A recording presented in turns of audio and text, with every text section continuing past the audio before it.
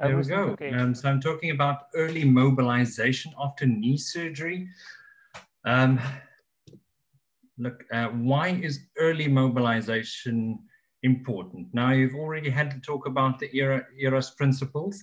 So early mobilization, especially after knee surgery, I'll just touch on that. I'll have a look at the anatomy just to refresh your minds on what is involved in, you know, which nerves are involved, which blocks can we use, and which combinations of these blocks and techniques can be used to help with mobilization after knee surgery. Now, why is it important? As I said, with ERAS principles, patients stay costs and complications-wise, we've found that early mobilization, you know, with multiple studies, there is a decreased length of stay in a hospital. You have an increased discharge to home versus a rehab or a care facility.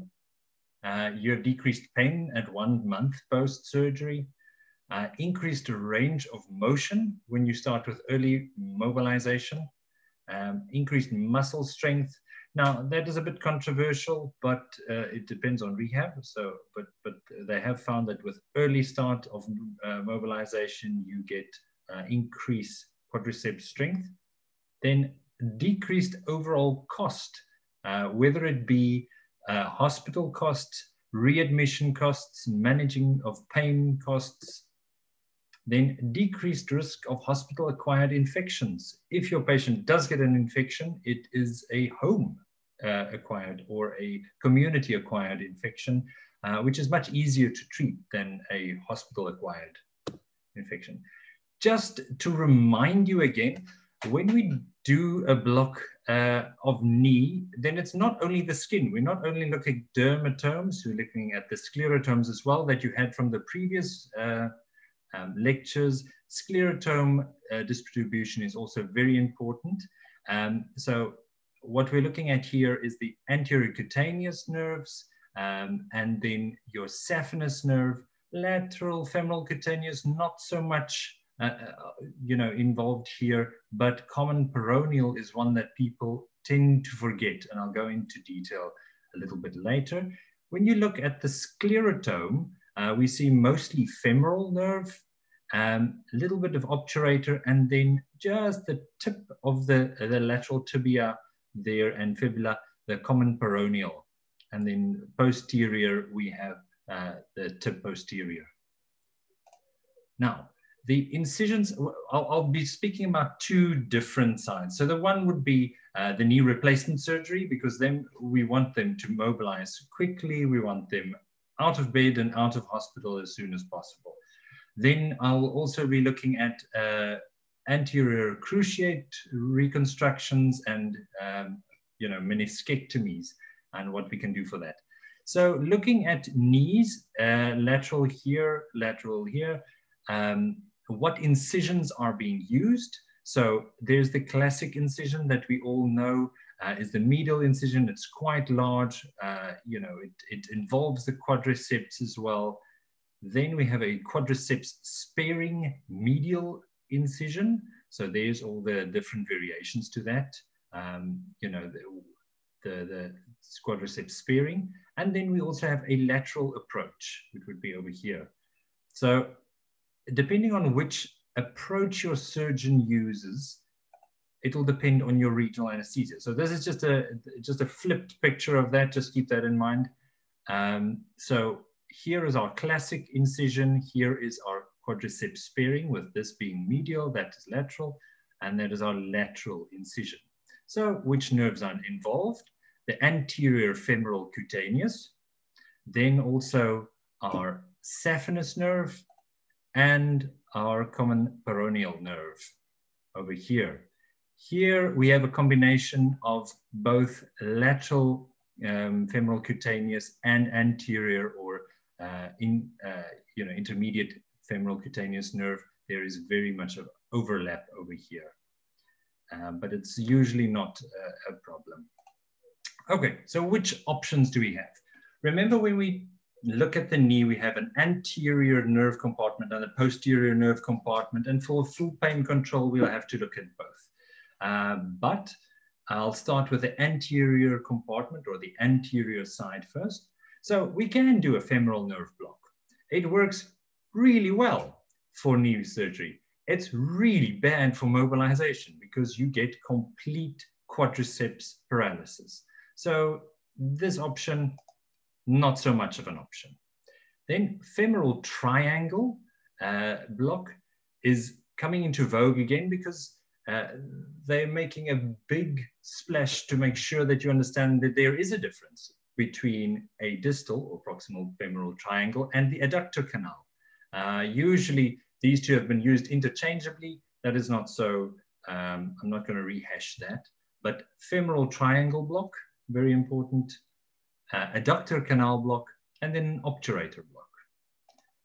Now, for this, I would like to just show you, if you have a chance, read this article, Analgesia for Total Knee Arthroplasty.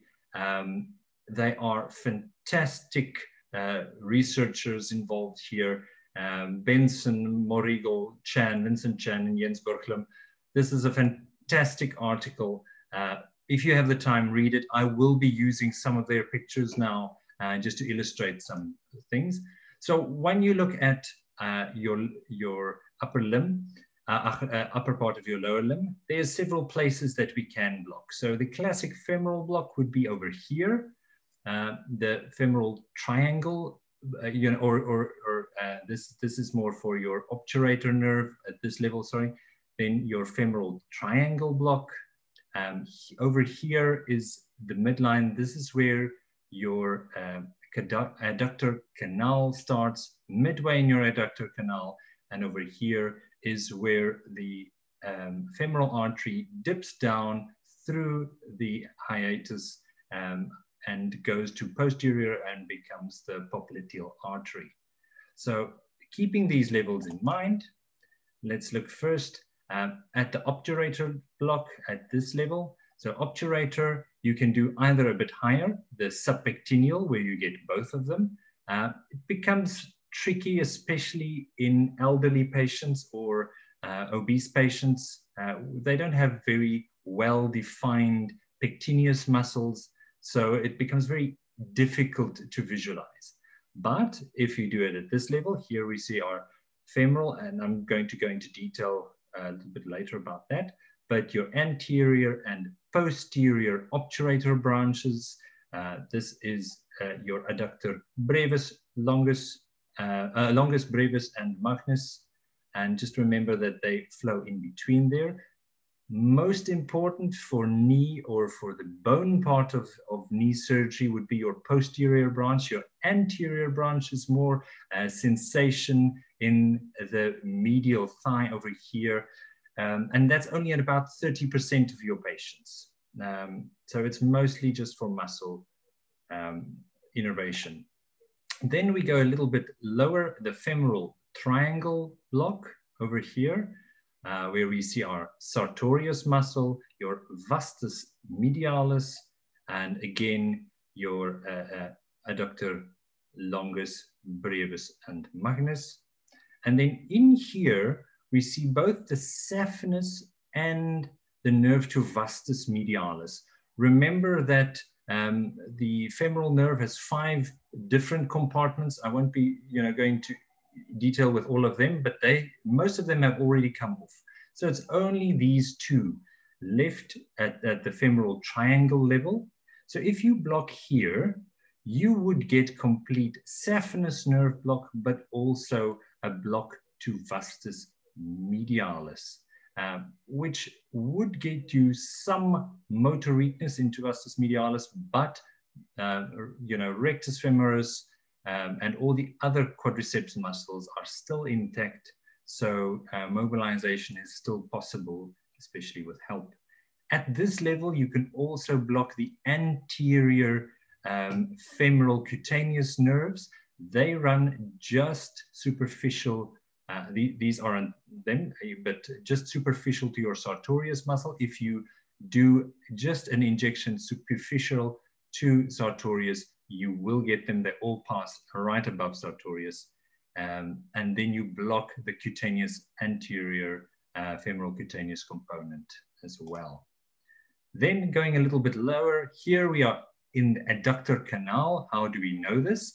The nerve to vastus medialis has already left the canal, and here you have the vastus adductor membrane. So once you start seeing the membrane, it's right at when the lateral or medial border of your adductor longus and sartorius come together. So that's where your adductor canal starts. And then you have the vasoadductor membrane. And underneath here, we only have the saphenous nerve. Over there, we see the obturator nerve and the nerve to vastus medialis coming out there. So just to show you again the different levels, over here, this would be our femoral triangle block, where we would have our nerves to vastus medialis over here and the saphenous nerve over here.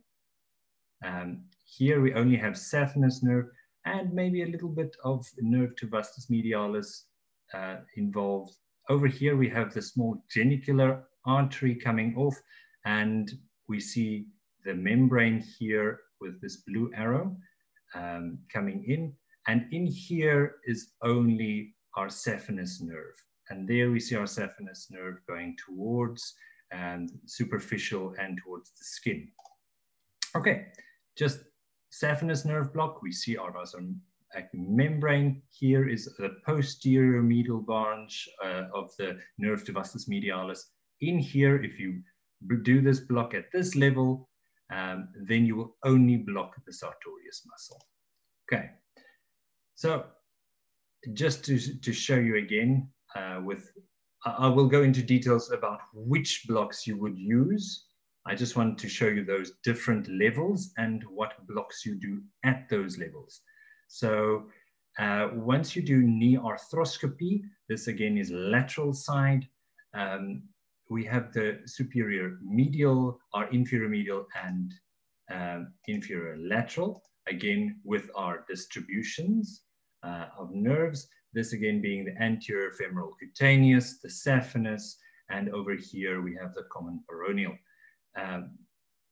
Or superficial subperoneal as well, coming around here and supplying this area. So doing blocks here, some surgeons do place support from here. It is very rare because they're unless there is big problems with your patella, they usually cannot get in at a good angle here to see anything. So the ports will usually be in this areas. Just to look at the knee capsule, again, anterior without the patella and posterior.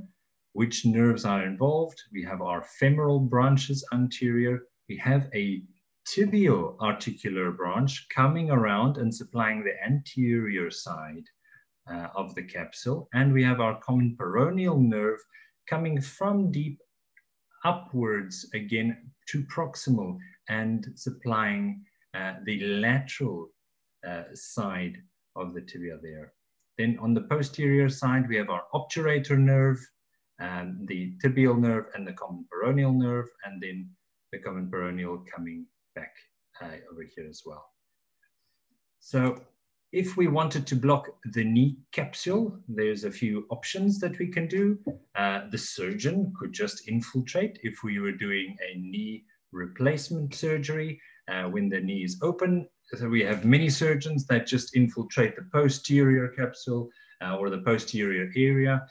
I do not like this because it is, though they say they do it under vision, they cannot see the nerves. And we have found that either they use a lot of local anesthetic, increasing your risk for toxicity, or we get the complaints that, oh, you've blocked the sciatic nerve, patients cannot move their foot. And then I have to explain to them, look, the femoral nerve does not supply that side, so you blocked it. Then options as well, if you do not need your patients to mobilize, sciatic nerve block, it will work perfectly. Your patient will have no posterior pain.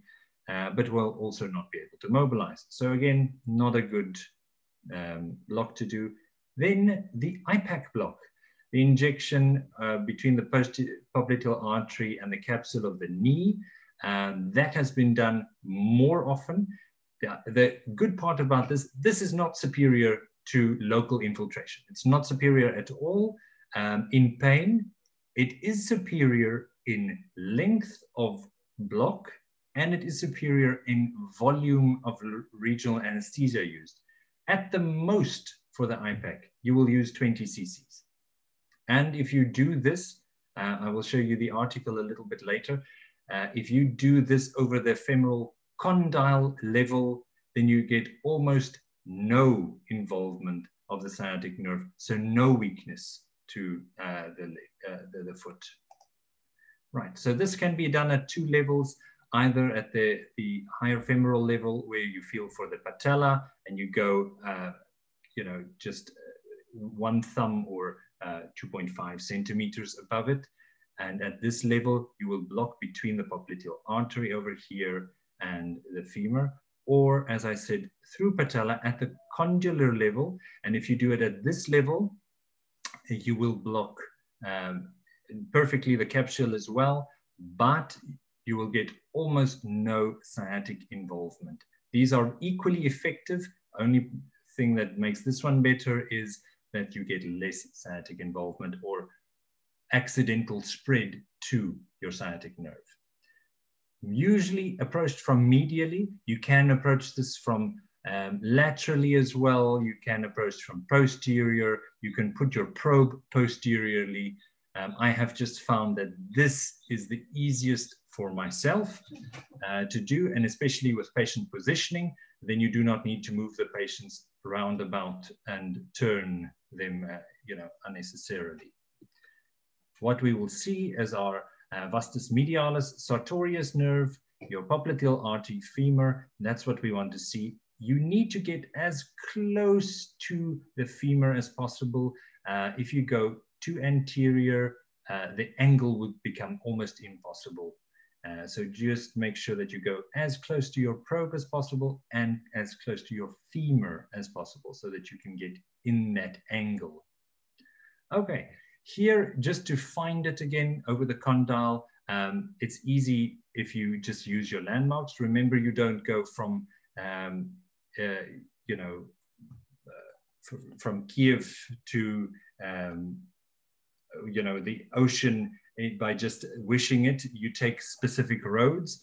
So if you want to get there, you have to follow the specific roads. So if you go over the Saphenous channel and then you move inferiorly and then posterior, you will find a very good view. And this you can do with the previous one I showed is with your curvilinear probe. This you can do with a linear probe, and I have started using this more often because finding a curvilinear probe is sometimes more difficult and the quality of the image is sometimes very poor unless you have a good quality machine.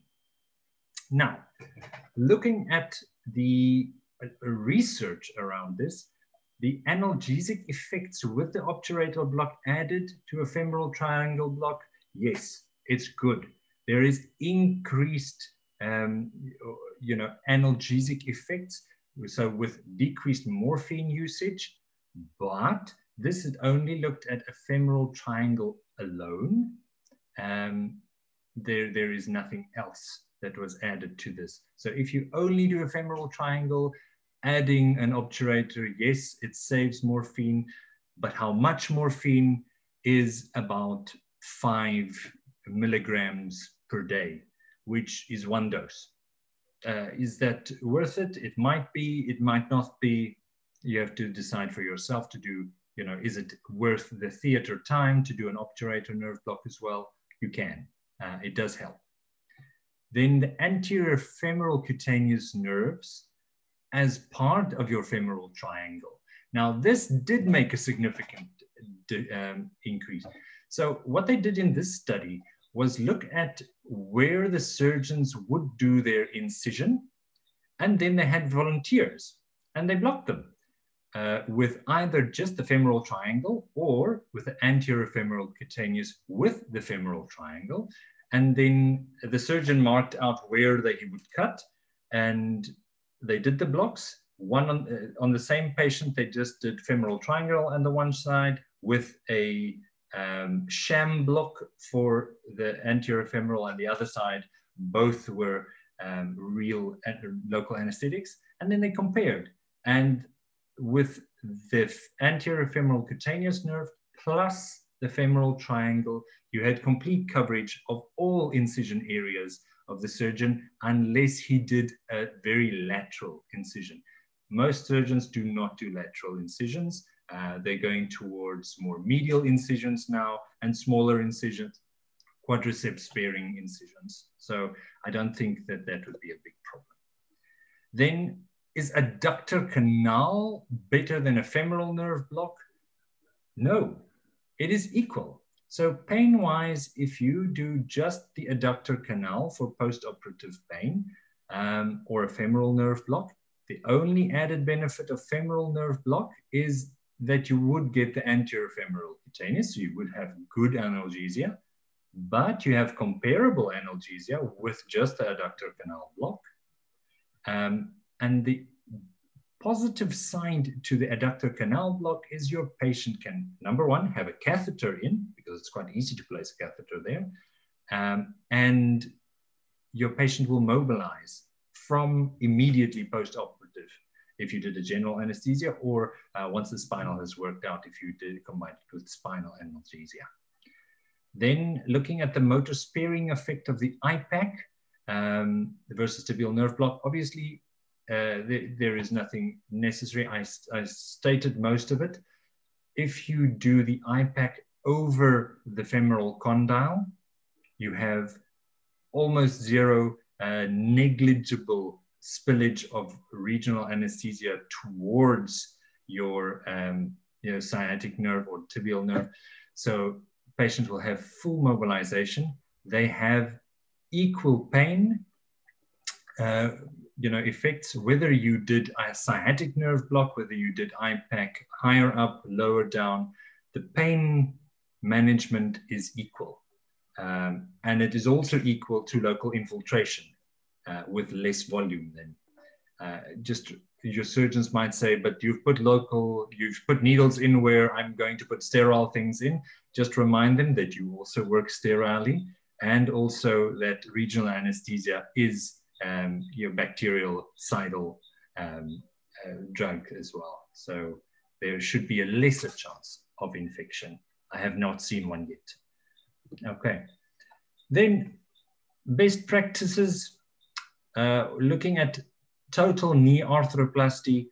What I do for my patients is a femoral triangle block.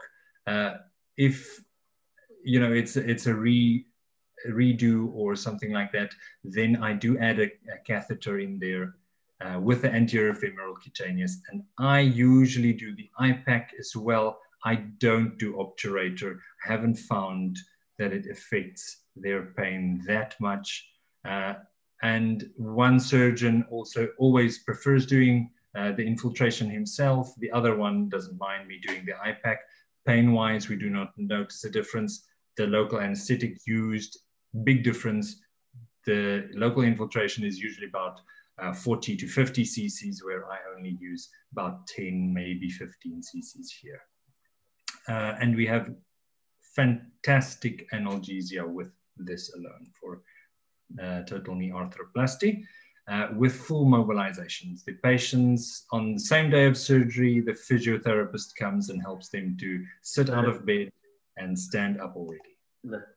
Then for arthroscopies, just the arthroscopy, it isn't necessary to do blocks per se, just for the surgeon to infiltrate. If you are doing work anterior cruciate, I would definitely do the femoral triangle block with the anterior femoral cutaneous.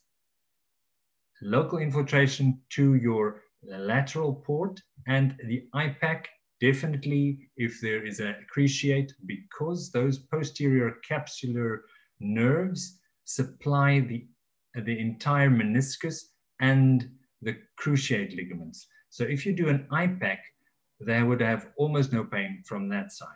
The only pain that they do have is, if I can quickly just go back, I just want to show you here again, is from the tibia where they do their insertion. So if they do bone, tendon, bone, they put in a drill right through the tibia there. And as you can see, it is by the sciatic nerve or the common peroneal nerve. So they do have some discomfort if they do that technique. That's the only one that they do feel then. Okay, almost there. And if they do meniscal work, meniscectomies, I do an IPAC as well. So just arthroscopy and infiltration of the ports is more than enough. If they do tendon transfers, you have to ask the surgeon to block.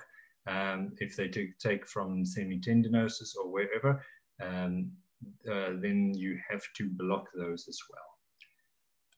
But if you do these, your patients can mobilize. There is little to no muscular weakness with the femoral triangle block, especially if you do a distal femoral triangle block, and your patients do not have an increased risk of falls, they do not have increased weakness, and they can mobilize same day.